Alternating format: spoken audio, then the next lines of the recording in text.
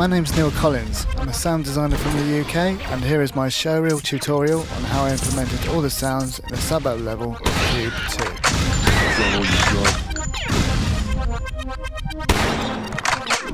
Before I began designing the sounds for the game, I put together an assets list so I could keep track of all the sounds I needed, what I needed to make these sounds, and notes and dates relating to each sound. I used colour coding to make things clearer. First thing I looked at was what I wanted to get out of the level, and how I wanted the level to feel, as this would inevitably affect the choices I made in terms of character sound design and the various level sounds in general. I decided fairly on that although Cube 2 is essentially a shoot 'em up with monsters, I wanted a certain realism to the game too. I wanted the weapons to feel real, so of course they would need to sound real.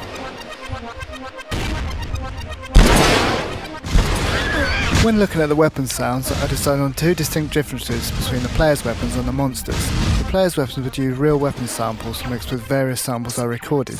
The monsters' weapons would be mostly laser based, to differentiate between the two. Using Pro Tools and Logic, I layered various sounds from libraries and my own recordings to create the gun sounds I wanted. Using processing such as EQ, compression, pitching and limiting, I was able to create these sounds.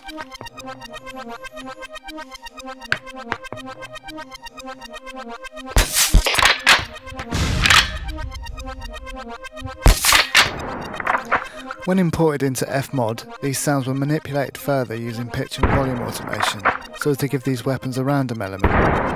A good example of this is the reload on the shotgun. Every time the shells hit the ground, they do so with slightly varying pitch and volume, so as not to become repetitive and to add realism to the game. By using layers, I was able to separate the different parts of the player's weapons and treat them differently, so enabling me to vary not only the mechanisms, but also the pitch of the shot and the body of the weapon. The monsters' weapons were slightly different in my approach. As they would be laser-based, there wasn't much need for weapon mechanisms. They would all be activated by a button, so it was more a case of matching the laser noises to the monsters. I looked at their size and characteristics and used sample libraries and synth sounds to make laser sounds that suited the characteristics of the monsters. Again in FMOD I randomised pitch and volume so as not to become too repetitive. The one exception to this was the weapon sound of the knight. Although he does use a laser weapon, he also uses a boil and chain. So I found a great sample using my library and was especially pleased with the result.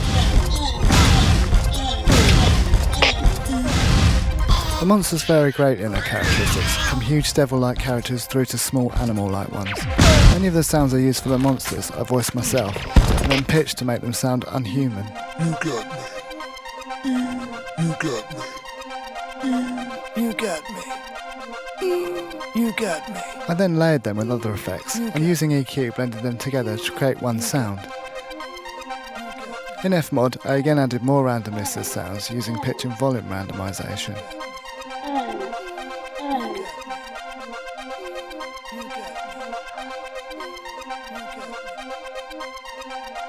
For many of the smaller characters, or more animal-like characters, I used real animal sounds from my library, and this worked really well.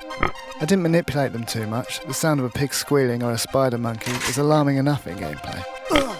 By using multi-sounds in FMOD, I was able to use a number of samples which would get triggered randomly, thus adding a lot of variation to these sounds. The monster's footsteps were again made to fit the character of the monster.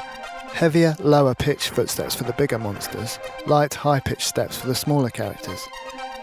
Using Pro Tools and Logic, I created sounds for the various items in the game. The power-ups, ammo, respawn were made using a mixture of samples and also by using and manipulating synth sounds. I wanted to use the music function of the FMOD session, but not necessarily for music. There was a parameter for the health of the character, so what I decided on was a heartbeat increasing in speed and volume as the player's health decreased. I did this by using a heartbeat sample, copying it and pitching it up as the heartbeat parameter changed. At the same time, I increased the volume curve.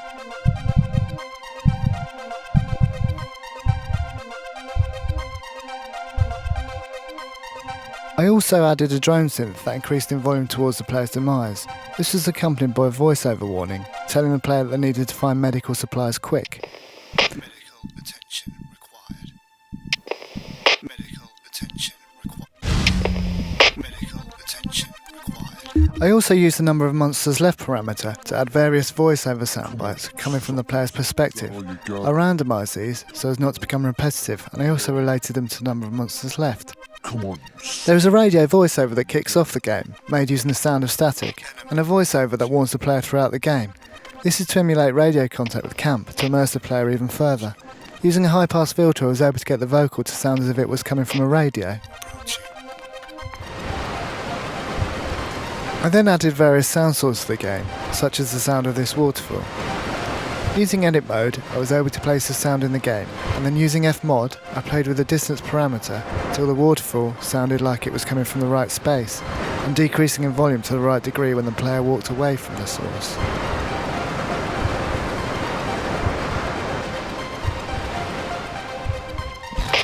Finally, I connected FMOD to the game in real time. Here I could adjust parameters in live play, making sure all the volumes were as I wanted them in the game.